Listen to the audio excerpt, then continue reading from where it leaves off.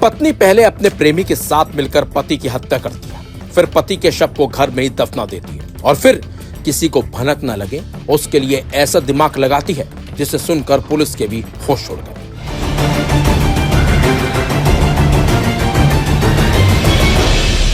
दरअसल महिला ने जहां अपने पति को दफनाया था उस जगह पर अपने ही देवर को बुलाकर टाइल्स लगवा दी। हैरानी की बात तो यह है कि शख्स को भनक तक नहीं लगी कि वो अपने भाई की कब्र को ही ढक रहा है।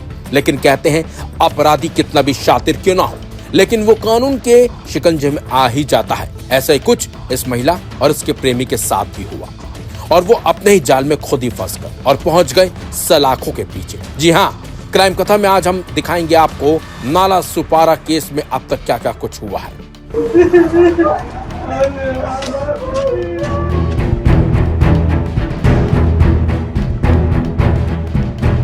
दरअसल 32 साल के विजय चौहान की हत्या के मामले में दोनों आरोपी यानी कि विजय की पत्नी चमन चौहान और उसका प्रेमी मोनू शर्मा पुलिस की हिरासत में है और पुलिस इन लोगों से लगातार पूछताछ कर रही है।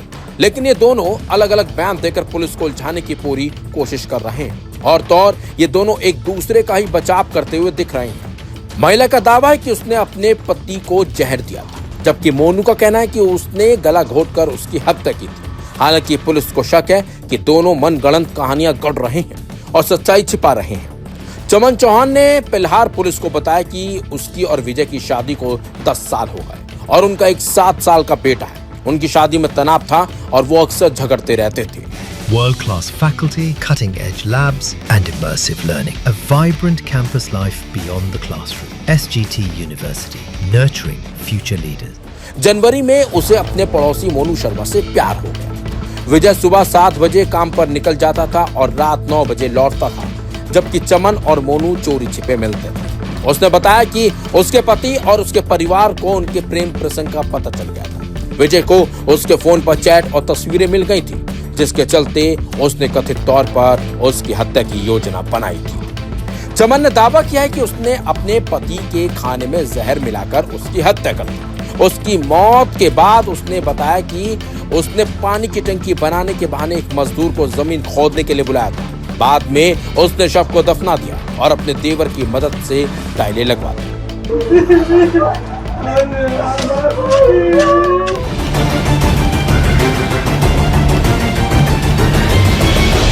महिला ने पुलिस को यह भी बताया कि उसने अकेले ही इस काम को अंजाम दिया है और हत्या में मोनू का कोई हाथ नहीं था।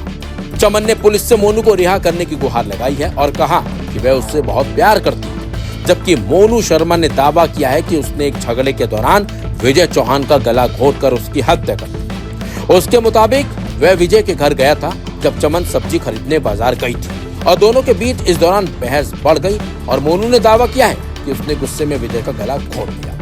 वहीं पुलिस को इस घटनाक्रम पर संदेह है और उनका कहना है कि विजय शारीरिक रूप से मजबूत और लंबा चौड़ा था, जबकि मोनू अकेले उस पर काबू पाने में सक्षम नहीं था।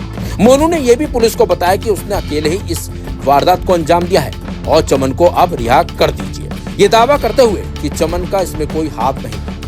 विरोधाभासी बयानों के बावजूद पुलिस को संदेह है कि चमन और मोनू दोनों ही हत्या में शामिल थे और झूठे बयान देकर एक दूसरे को बचाने की कोशिश कर रहे हैं। सुनिए इस मामले में पुलिस का क्या कुछ कहना है और जांच में अभी तक क्या कुछ खुलासा पुलिस ने किया है, वो भी सुनिए। इसमें जो चीजें प्राथमिक रूप से सामने आ रही है उसमें जो इसमें मृतक है विजय चौहान, इनकी पत्नी श्रीमती चमन चौहान और इन्हीं के रूम के बगल में रहने वाला मोनू अरविंद शर्मा, ये दोनों के बीच में पिछले कुछ महीनों से जो नाजायज संबंध और जो प्रेम संबंध जो तैयार हुए थे और जिसके चलते जो मृतक विजय चौहान है उसके और उसकी पत्नी आरोपी चमन चौहान, ये दोनों के बीच में और जो यह दूसरा आरोपी है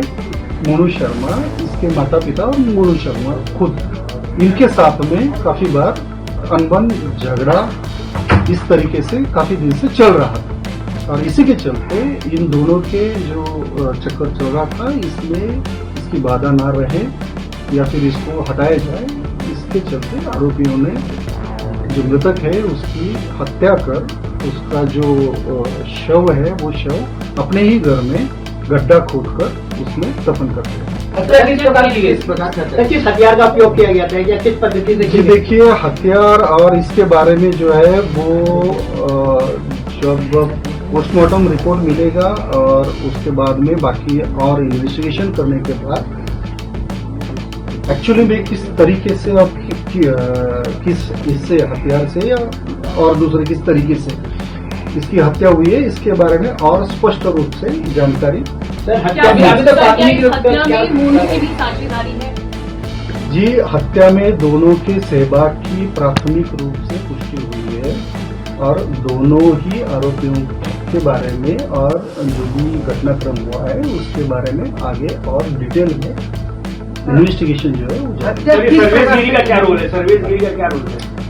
मैंने बताया आपको। देखिए, जो अलग अलग फैक्टर्स या अलग अलग घटनाक्रम जो है वो घटनाक्रम की लिंक जब आप जोड़ोगे एविडेंस या कुछ पुरावे की दृष्टि से तभी ये सब चीजें जो है वो सब चीजें क्लियर हो पाएगी। तो अभी ये जो प्राथमिक ही स्टेज पर अपना इन्वेस्टिगेशन है, जैसे जैसे ये पुलिस कस्टडी रिमांड में आगे इन्वेस्टिगेशन बढ़ेगा तो और भी काफी सारी चीजें हैं उनकी स्पष्टता मिल रही है। हत्या करने के बाद जो चमन है वो कितने बेखौफ थी उसी घर में रहना या उसके बाद कहाँ गई इसकी जानकारी? देखिए, हत्या ये अंदाजन 5 और 6 जुलाई के बीच में हुई है और उसके बाद तकरीबन 12 से 14 दिन तक आरोपी जो महिला है वो उसी घर में एकदम नॉर्मल तरीके से रह रहे थे, जैसे कि मतलब कुछ हुआ ही नहीं। इस महिला की भी हिम्मत की दाद देनी पड़ेगी जिसने अपने पति की हत्या की, उसे जमीन में गाड़ दिया और फिर उसी घर में रह भी रही थी जैसे कुछ हुआ ही नहीं। लेकिन अब ये और इसका प्रेमी सलाखों के पीछे और उम्मीद है कि इन्हें ऐसी सख्त सजा मिले जो एक मिसाल कायम हो, क्योंकि ऐसी वारदातें लगातार हो रही हैं और महिलाएं लगातार अपने प्रेमियों के साथ मिलकर अपने पतियों को मौत की नींद सुला रही हैं। ऐसे में पुलिस को और कानून को सख्त होना चाहिए ताकि ऐसी महिलाओं को सख्त सजा मिल सके।